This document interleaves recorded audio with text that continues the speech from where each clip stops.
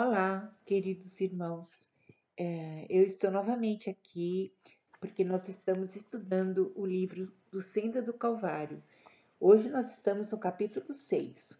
Nós temos 10 capítulos, então hoje nós estamos quase que terminando, mais a metade do livro. Esse livro é bem fininho, mas é difícil de metabolizar. Por quê? Porque fala do caminho estreito do Calvário. Senda é caminho estreito. O seu autor é Roy Hession. E se vocês não assistiram os vídeos desde o começo, eu sugiro que vocês assistam, porque é uma benção, uma grande benção. Não tem quem não fique quebrantado com como Deus usou a vida desse pastor. E ele trata de fundamentos, né? Os fundamentos dos apóstolos. E se você não pode deixar de ler. Todo cristão precisa ler esse livro. Queridos, hoje nós vamos orar e vamos falar de um assunto bem delicado que é avivamento no lar. Porque tudo começa no lar, não é verdade? A maior dificuldade que nós temos sempre é no nosso lar, né? A dificuldade, e porque no lar todas as máscaras caem, não é verdade? Então, igreja não pode ser avivada se os lares não forem avivados. Até eu falei que a igreja são famílias dentro de uma família. Tá? A igreja é a família de Deus e há muitas famílias reunidas, não é? Então, nós precisamos pedir a Deus avivamento no lar e nós vamos orar por isso agora. Senhor, nós sabemos que no lar é que o lugar que nós mais pecamos, ó Deus. Então, Senhor, nós queremos teu sangue sobre nós. Senhor, toda a falta de amor, toda a indiferença, Senhor, todas as coisas que estão encobertas, ó Deus, escondidas, que o teu sangue venha trazer em plena luz. Senhor, de cada um, ó Senhor, nós queremos que o teu sangue venha nos limpar, limpar nossa casa, nossa família. E, Senhor, e na tua misericórdia, Senhor, derramar através do Espírito Santo o teu amor sobre nós, Senhor, o verdadeiro amor, o amor ágape. Ó Deus, tenha misericórdia de nós. E, Senhor, venha dirigir cada palavra, Senhor, que haja, Senhor, fidelidade às Escrituras, Senhor, traga dentro de nós um espírito humilde, Senhor, para reconhecer nossos pecados. E, Senhor, e traga uma fome e sede de Ti para que haja realmente uma mudança em nossas vidas, em minha vida, Senhor, em nome de Jesus. Eu quero te adorar, te engrandecer o teu santo nome, porque tu és Deus, não há Deus além de ti. Obrigada, Senhor, em nome de Jesus. Amém. Queridos, avivamento no lar, é o capítulo 6. Quando o homem foi feito, né, há milhares de anos, a Bíblia fala lá em Gênesis, quando o homem foi feito e colocado no jardim, ele foi feito à semelhança do seu Criador. Há um espírito dentro da gente que nos torna semelhantes a Deus, não é? Porque Deus é espírito. E cada momento daquele jardim havia uma glorificação. O homem glorificava Deus e Deus derramava sobre o homem assim o suprimento das suas necessidades. E eles humildemente aceitaram a posição de criaturas de Deus, não é? E não tardou para que a serpente, né, a primeira incorporação de um animal com um demônio, né, o demônio entrou na serpente e querendo falar que eles eram deuses, não é? Que eles eram deuses. E até hoje nós acreditamos nisso, que somos deuses e podemos viver independente de Deus, né? E isso é muito triste. Então, eles sempre se submeteram à vontade, sempre à vontade de Deus, e eles viviam para ele e não para si mesmo. Eles viviam para Deus, não para si mesmo. Não é? Olha que glória, não é? Eles diziam, hoje eu tenho minha opinião, não, bem, eu não acho assim. eu não quero saber o que Deus diz na Bíblia, eu quero saber o que eu acho, isso que é verdade, as verdades relativas, não é? E olha só, assim o lar foi formado naquele jardim encantador. Havia absoluta harmonia no lar de Adão e Eva. Havia unidade, não só com Deus, mas um com o outro. Então é interessante que no lar, quando há desavença, a primeira pessoa de quem eu me desliguei foi de Deus, né? Então, como eles estavam em harmonia com Deus, eles tinham uma harmonia um com o outro. E certo dia essa harmonia se quebrou, nós só bem sabemos, porque a serpente penetrou naquele lar e começou a, a lançar mentiras e enganos, e eles começaram a acreditar. Eles perderam, né, a comunhão com Deus, porque eles acreditaram que eram deuses e desconfiaram de Deus, né? A serpente, a primeira coisa que é que você tenha dúvida sobre Deus, né? É sobre a justiça de Deus. E, né? Não foi assim que Deus disse, ele começou a lançar um monte de dúvida para eles. Então, agora eles haviam perdido a paz e a comunhão com Deus. E eles perderam um com o outro, e cada um vivia para si mesmo. Ora, um lar que cada um vive para si mesmo só pode ser um lar cheio de intriga e discórdia e ódio. Em outras palavras, tudo isso é pecado. Então, olha só que interessante. A, Começou lá no Éden, eles tinham uma perfeita harmonia com Deus, e quando foi perdida com Deus, começou a desavença um com o outro. Então, o termômetro de um casamento se deve à comunhão que cada um tem com Deus. Se nós tivermos uma harmonia com o Senhor, nós vamos aprender a ter harmonia um com o outro. Ai, glória a Deus. Senhor, traz claro como o sol do meio-dia essas verdades, não é? Olha só, o avivamento começa no lar. O que é avivamento? É alguma coisa que era viva e começou a ficar morta, né? Começou a, a ficar morna, a ficar estranha, né? E Deus derrama o avivamento sobre nós. O que é o avivamento? O avivamento precisa vir primeiro, antes da igreja, nos lares.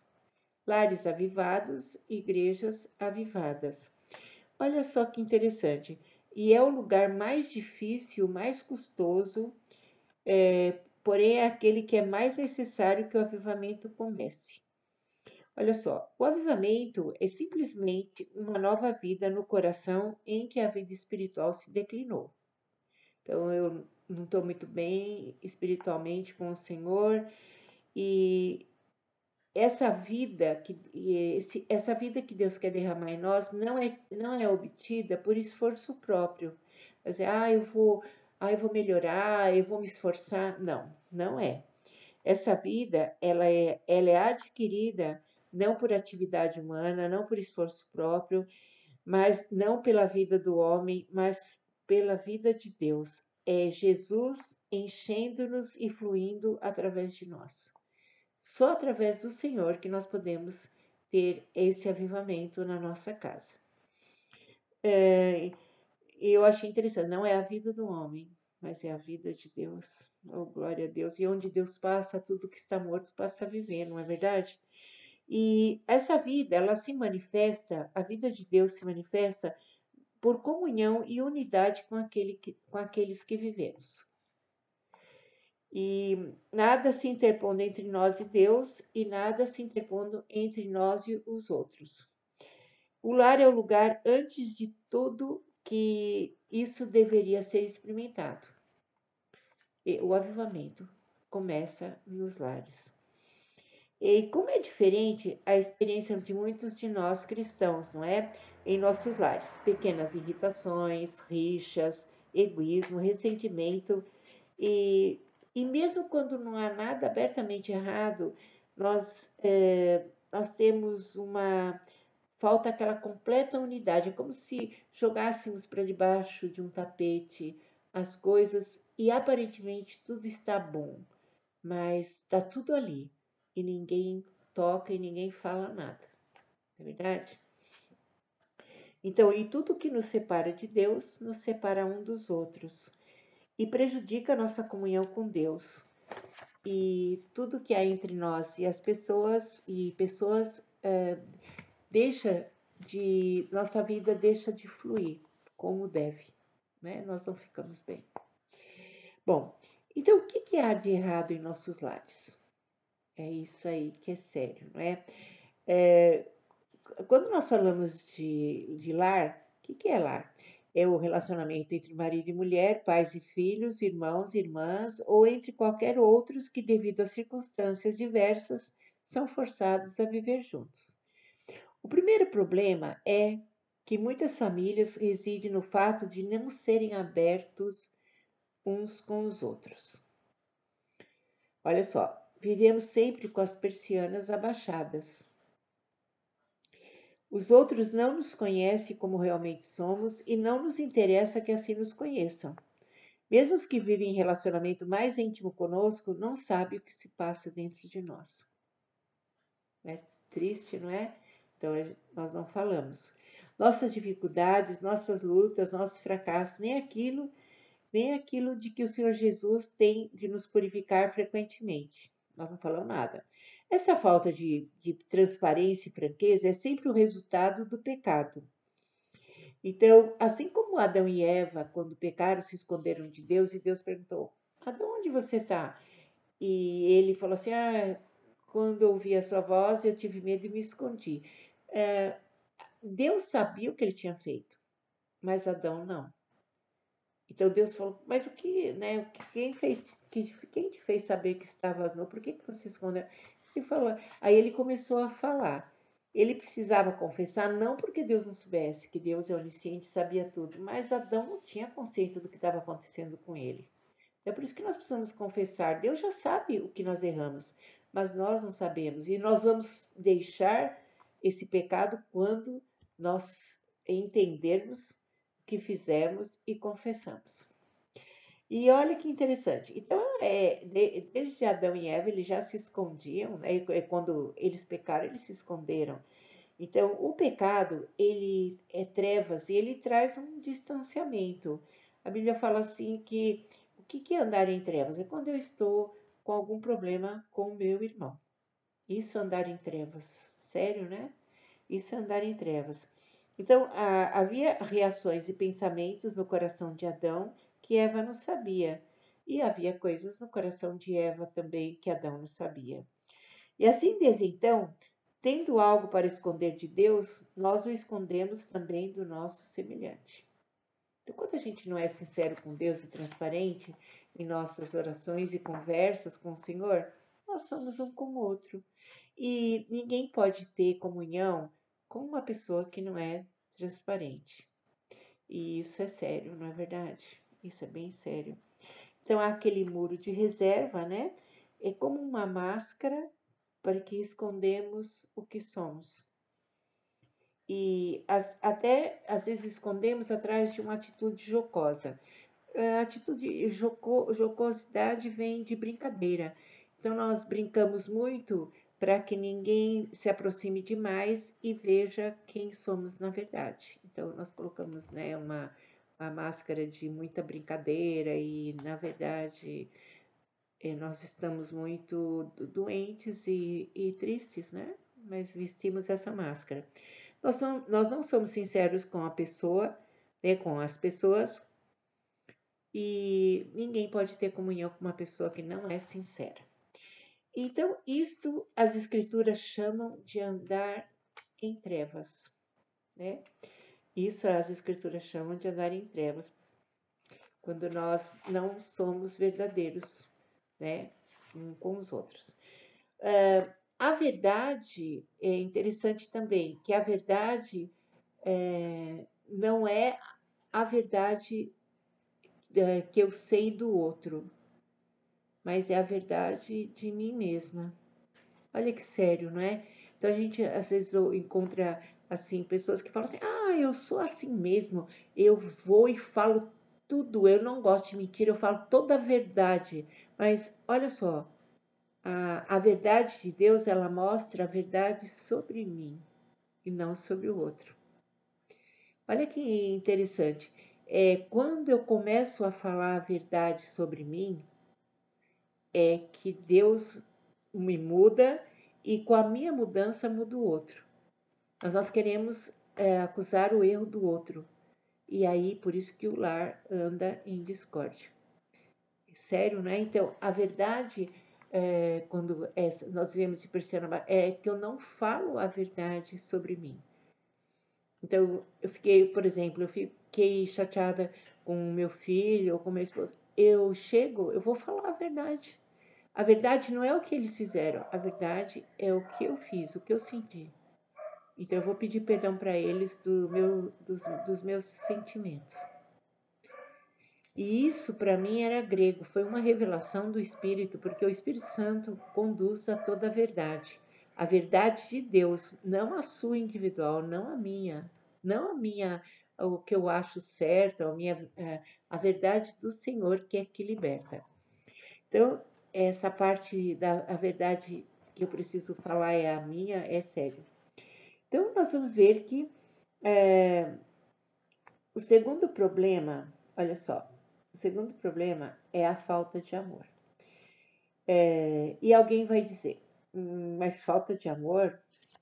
Ninguém tem maior amor pelo meu marido e pelos meus filhos do que eu. Ninguém tem maior amor.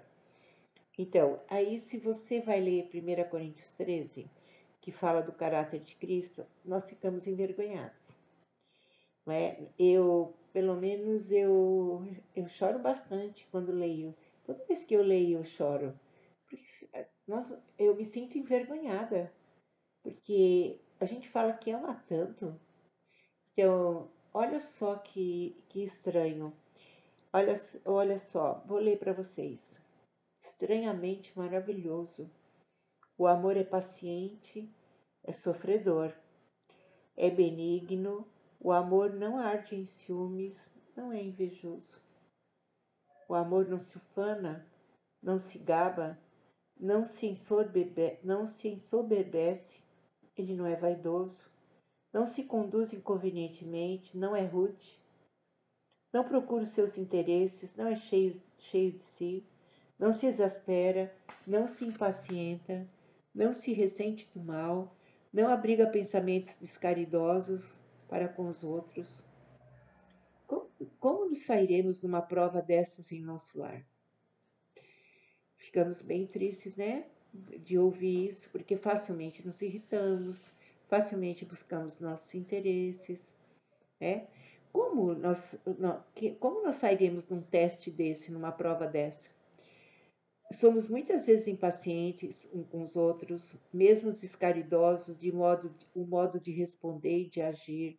Quanta inveja pode haver num lar, marido e mulher competindo o amor do filho, competindo assim, dons espirituais, competindo quem sabe mais, né? Que eu sei mais e que o outro vai dar tudo errado e que eu que consigo fazer as coisas melhor, né? Se conduzindo inconvenientemente, um tendo ciúme do outro e um querendo prevalecer sobre o outro e não a vontade de Deus. É para chorar. Isso é para chorar, meus queridos.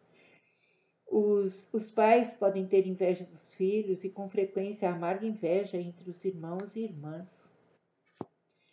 Também, o amor não se conduz inconvenientemente, isto é, ele usa de delicadeza. Você pode fazer isso, por favor, né? Não gritaria e cólera e assim, abuso, né? Pais abusando do poder ou mães gritando, xingando. E então, eu preciso aprender a corrigir meu filho sem ira.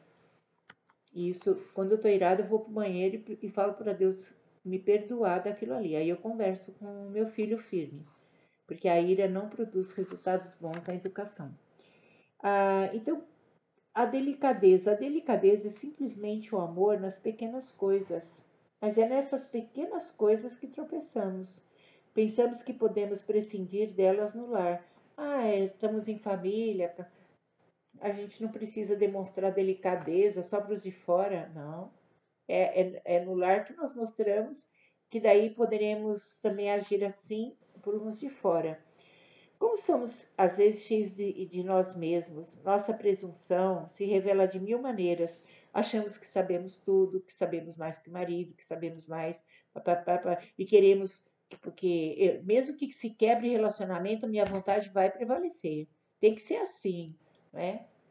Quando, na verdade, quando você abre mão e ora, Deus vai fazer como Ele quer.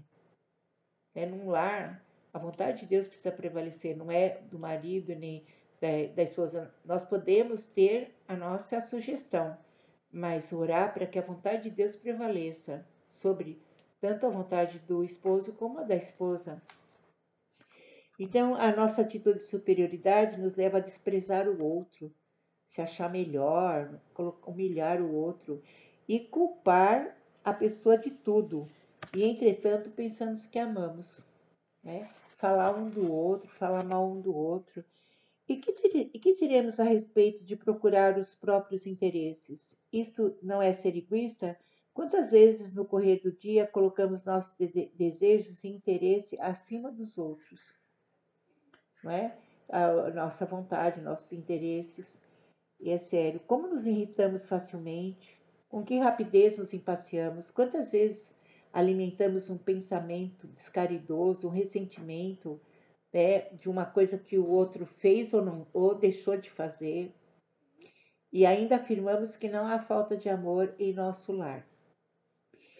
Essas coisas acontecem diariamente e não lhe damos menor importância. Todas elas são o oposto do amor e o oposto do amor é ódio. A impaciência é ódio, a inveja é ódio, presunção, egoísmo, irritabilidade, ressentimento, tudo isso é ódio e ódio é pecado. A mesma coisa eu falo assim, não, eu não tenho ódio, eu tenho uma amargura, tudo isso vem do ódio. A mesma coisa, a gasolina, né, o petróleo, a gasolina vem do petróleo, mas não é petróleo, o querosene vem, tudo que nós temos quase vem do petróleo, mas não é petróleo, claro que é. Tudo que vem do petróleo é petróleo.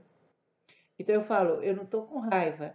Eu estou só com ressentimento. O ressentimento vem do ódio, não vem do amor. E eu não chamava, não, que vinha do ódio, porque o ódio era muito forte, né? Era muito feio eu falar que estava com ódio. Então, eu tô com uma amargurazinha, eu estou meio chateada. Vem do ódio. Sério, né? Indiferença, tudo. Então, quantas tensões e barreiras e discórdia tudo isso causa? E a comunhão com Deus e com o outro, então, não se torna possível. Vou contar uma experiência que eu tive, que eu precisava, eu tinha uma reunião das mulheres e eu estava dando aula para uma menina que ela praticamente tinha repetido de ano e eu estava ajudando para ver se ela conseguia fazer a recuperação e não estava dando certo. E eu estava meio chateada com Deus, né? E Deus me perguntou, e Deus estava perguntando para mim. Ela fez tudo para repetir de ano e você está me cobrando o quê, não é? Eu estava meio assim irritada, como se a minha vontade tivesse que prevalecer. Bom, e tudo isso eu tinha que dar o estudo à tarde. Imagine, hein? Imagine, estava zerada de Deus, né? Estava cheia de coisa, cheia de carrapicho. E aconteceu que aí eu lembrei que tinha que fazer uns cartazes pro estudo. Olha só, na hora, era meio-dia, a 4 horas era o estudo. Aí eu cheguei pro Walter e falei assim, bem, você pode fazer esse cartaz para mim? Ele falou, você deixa tudo para a última hora. E agora eu ia sair. Aí eu falei, deixa, pode deixar. Quando a gente precisa, é assim mesmo. Ninguém ajuda a gente. Aí comecei eu estava arrumando as coisas no quarto e estava assim, emburrada, fazendo as coisas emburrada. Aí o Senhor, olha, eu tenho um monte de versículo na minha cabeça da palavra de Deus. Sabe qual Deus me deu? Efésios 4:27. Não deis lugar ao diabo. Ixi, foi assim, ó, pum, me deu um susto. Não deis lugar ao diabo. O Senhor falou assim: você vai fazer a reunião sem a minha presença e com os cartazes? Ou você prefere abrir mão dos cartazes e priorizar a comunhão com seu marido? Porque senão eu não vou. O que está entre você e seu marido está entre mim e você. Como é que você vai à reunião sem mim? Aí eu comecei a ficar tão desesperada. Falei, meu Deus, o que eu vou falar naquela reunião lá? Se eu fiquei assim com o Walter. Aí eu fiquei, chorei bastante.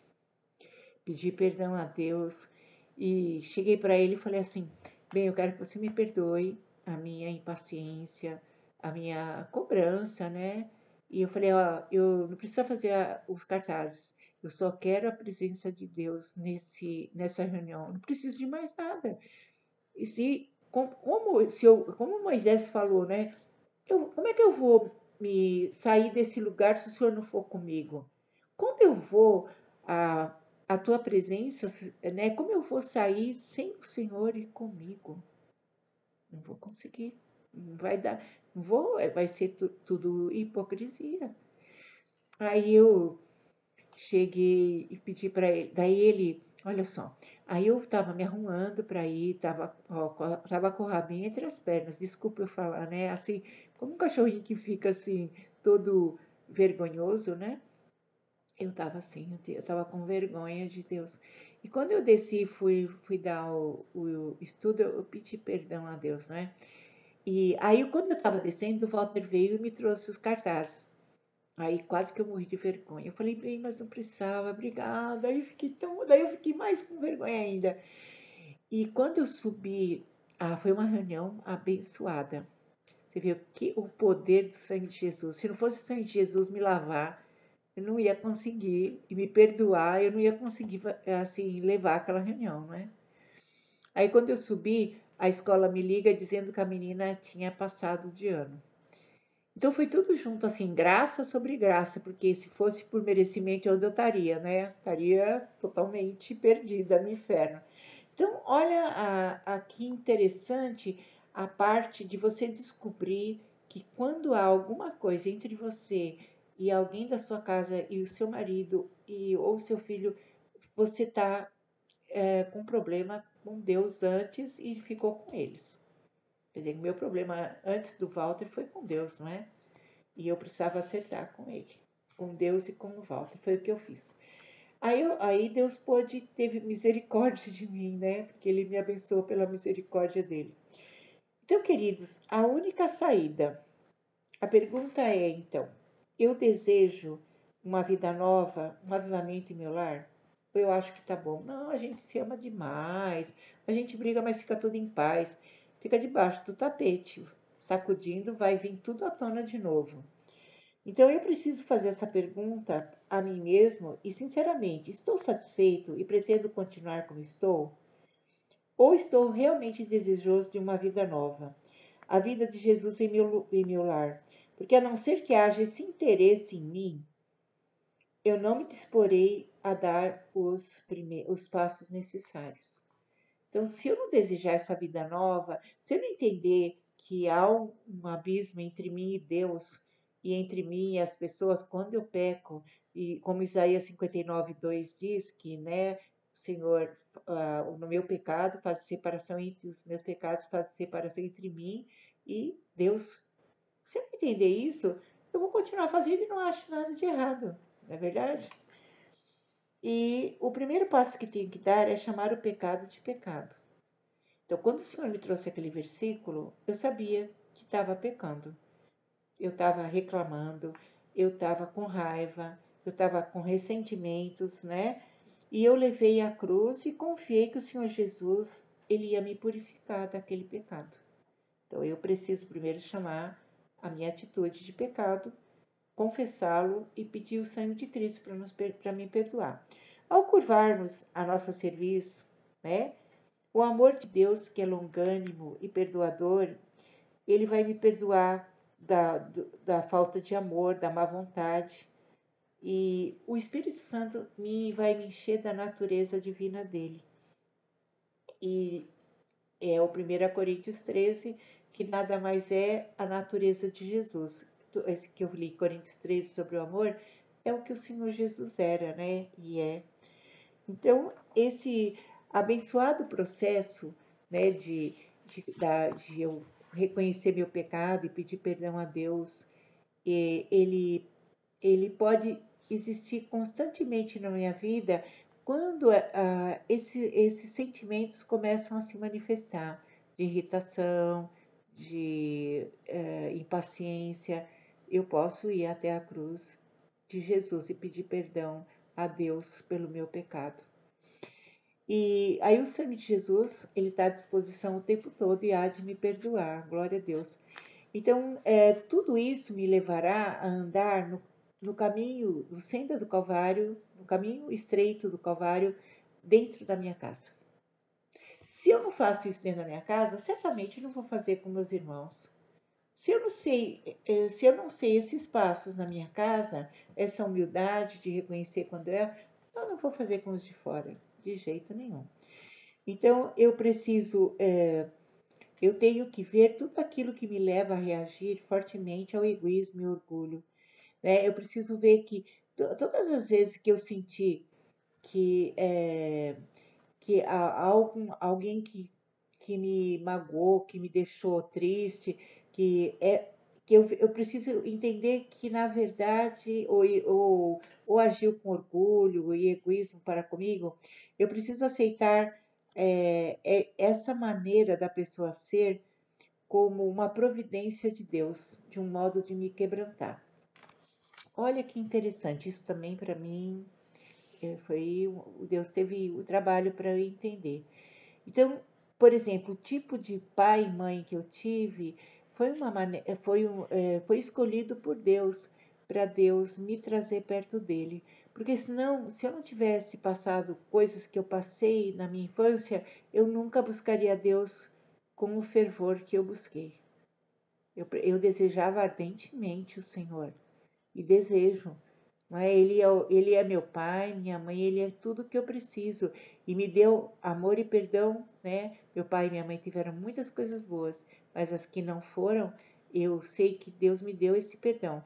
Mas o tipo de esposo, o tipo de filhos, é uma maneira de Deus me quebrantar, porque a hora que eu estiver quebrantada, a hora que eu viver essa palavra de vida de Deus de 1 Coríntios 13, não tem como a, a pessoa que está comigo viver como está.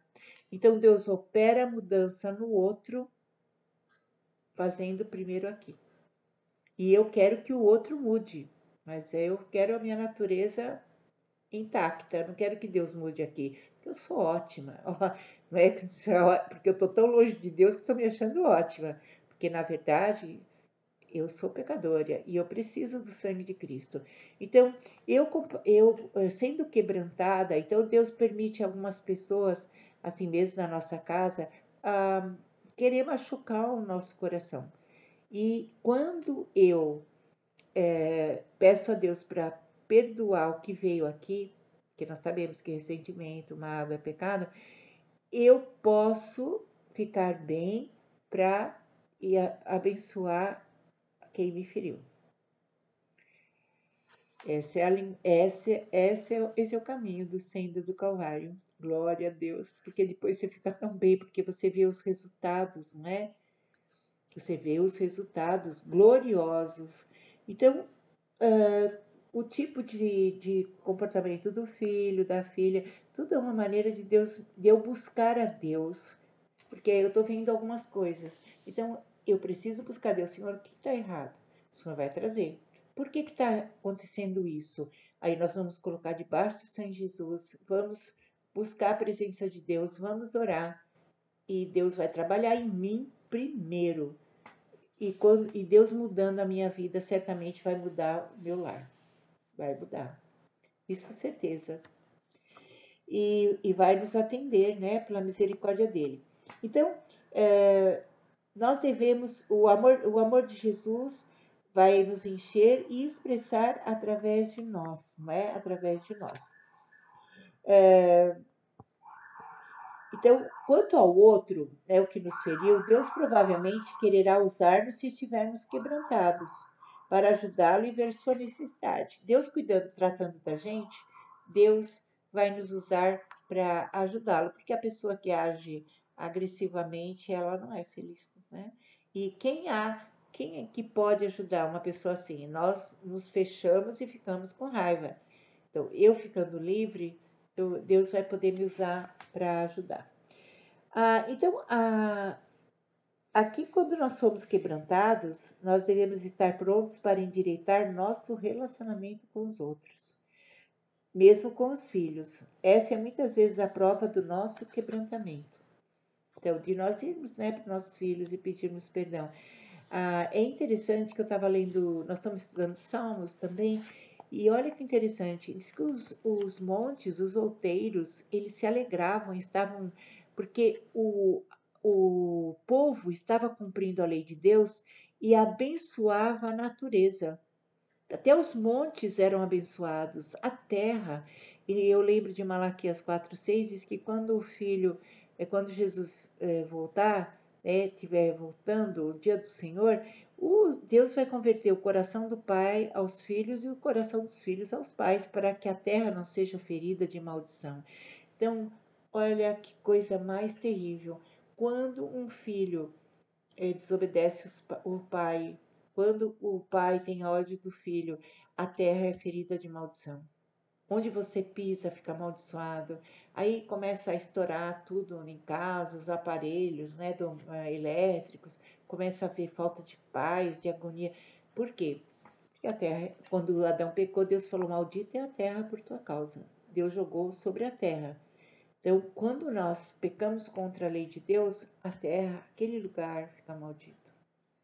Sério. E quando há remissão do sangue, quando há o perdão, aquele lugar volta a florescer, volta a ficar profícuo, né? Volta a ficar frutífero. Então nós podemos ver que Deus ele prova o nosso quebrantamento através da atitude do outro. Se nós estamos realmente quebrantados, né? Porque quando nós não estamos, o culpado é outro. Quando a gente está quebrantado, a gente vai cuidar daqui, para depois abençoar o outro. Que o sangue de Jesus agora esteja trazendo toda a clareza que você precisa, porque você buscando, você vai entender isso. E você nunca mais vai deixar isso, porque você vai ficar muito bem. Você vai conhecer o caráter do Senhor. É muito, muito bom, muito bom. Aí, olha só, quando formos quebrantados no Calvário, deveremos estar prontos para endireitar nosso relacionamento com os outros. Eu estava vendo aqui, às vezes mesmo com os filhos. Essa é muitas vezes a prova do nosso quebrantamento. É o oposto à resistência. A resistência diz: a culpa é sua, mas o quebrantamento diz: a falta é minha. Que diferença na atmosfera do nosso lar quando os outros nos ouvirem dizer isso? Lembremos de que ao pé da cruz só há lugar para um de cada vez. Aqui é interessante porque quando nas nossas orações nós queremos levar o outro também. Eu errei, mas ele também errou, Senhor. Ou então a gente vai chegar para o marido: olha, eu sinceramente, eu agi errado de ter gritado, de não ter dito, mas você também errou. Então, nenhum dos dois passa, porque a cruz ela é muito estreita. A porta é estreita, só passa um. Ou você admite o seu erro sozinho, sem levar o outro, ou você não passa. Quando eu fui fazer acertos com meus pais, eu nunca falei nada do erro deles, falei do meu. Eu tinha que acertar o que estava aqui dentro, não era o erro deles. Eu precisava do perdão de Deus dos meus erros. E eu fiquei liberta, glória a Deus por isso, né? Glória a Deus. Então, se você fala, você também precisa vir para a cruz. Você não precisa ir sozinho, dizendo né? Não, você precisa ir sozinho, porque senão você não vai passar. E Deus age na outra pessoa mais através do seu quebrantamento do que através de qualquer outra coisa que você possa fazer ou dizer. Então, a gente acha que vai mudar a pessoa, fica falando, fica insistindo. O nosso quebrantamento, quando Deus traz o quebrantamento e nós nos arrependemos e falamos a verdade do nosso pecado para o outro, o Senhor muda mais o outro através da sua mudança do que você querer mudar ele, porque você nunca vai mudar. É só o Espírito Santo que convence o outro do pecado, não é você. Está lá em João 16:8, não é? Então, Deus muda o outro quando muda você. E aí que fica feio, né? Porque eu quero que Deus mude o outro, mas eu já tô bem. Aí ninguém chega a lugar nenhum. Então aí ainda, meus queridos, oh, glória a Deus, porque isso é ouro em pó, viu, queridos? Isso é mistério, mistério celestial que Deus está trazendo. Então Deus age na outra pessoa mais através do seu quebrantamento do que através de qualquer outra coisa que você possa fazer ou dizer. Pode ser, entretanto, que você tenha de esperar, talvez por muito tempo. E o Senhor, então, ele vai fazer. Mas às vezes ele faz você esperar porque tem alguma coisa ainda que falta para resolver na gente, né? Mas isso deverá levá-lo a compreender de modo mais perfeito como Deus sente. Porque, como disse alguém, ele esperou também muito tempo para nós chegarmos a ele, não é? Mas olha só, Deus certamente responderá a nossa oração e também trará o outro ao Calvário. Certeza. Ali seremos um, ali a parede de separação entre nós é derrubada, ali podemos andar na luz, em verdadeira transparência com Jesus e um com o outro, amando um ao outro fervorosamente com um coração puro. O pecado é a única coisa que temos em comum com todas as demais pessoas. Todos nós somos pecadores e precisamos do perdão de Deus. Por isso que o Senhor fala, arrependei-vos, porque o reino de Deus é chegado, o reino dos céus é chegado. E hoje o que Deus quer é que, se você acha que já está bem o seu lar, que não precisa de mudança, então você vai ficar assim. E o seu lar fica assim. Agora, se você vê que está bem longe do 1 Coríntios 13, porque eu quando li eu fiquei bem chocada. Coríntios 13 é a gente chorar muito e pedir a Deus perdão, porque é dos nossos pecados, né? E quando Deus muda a gente, Deus vai mudando os da nossa casa. Quem já provou disso, quem entende o que eu estou falando. Se você não entende, começa a provar que você vai comer o melhor dessa terra e o seu lar vai ter a bênção do Senhor, mais ainda, e vai ter a harmonia. Vocês vão falar a mesma linguagem, porque a verdade de Deus vai estar aí. Queridos, eu vou orar, porque é sério, né? Eu amo essas verdades. Se não fossem elas, há muito tempo eu estaria destruída. Então eu amo essas verdades, elas me sustentam. Glória a Deus. E quero que ela seja também verdade para você, porque é o único caminho de Jesus. Não é uma verdade minha, é a verdade da Bíblia, de Deus. Senhor, nós falamos de bastante coisa, Senhor, e que aquilo que eu falhei em passar, o Teu Espírito Santo convença, Senhor, do pecado, da justiça e do juízo para cada um. Que o Espírito Santo é o único que pode convencer-nos do nosso erro. Senhor, nós precisamos de lares avivados. Senhor, perdoa, Senhor, pelas persianas abaixadas dentro de casa, pelas máscaras, que o Senhor venha nos perdoar, Senhor. Nós queremos falar a verdade de nós mesmos, primeiro para o Senhor e depois compartilhar com a nossa família. Senhor, quando Deus muda um, Ele muda a família toda, eu sei disso. Guarda a nossa casa, Senhor, perdoa os pecados da nossa casa, Senhor, tudo que é contra a Tua palavra e Tua lei, nós pedimos perdão, Senhor. E que o Senhor venha salvar nossa casa, que a salvação entre nos nossos lares. Senhor, eu e minha casa serviremos ao Senhor. Senhor, venha nos santificar, nos trazer perto de Ti, e tudo que há trevas na nossa casa, que venham ser tiradas, dissipadas com a Sua luz, com Teu sangue. Em nome de Jesus, salva, Senhor, nossa casa, salva nossa vida, ensina-nos a compreender a verdade sobre nós. em nome de Jesus e sobre ti, em nome de Jesus. Amém. O Senhor seja glorificado, magnificado, adorado, louvado, e toda a glória seja dada a ti, em nome de Jesus. Amém. Queridos, um beijo grande, até o próximo capítulo. Deus abençoe.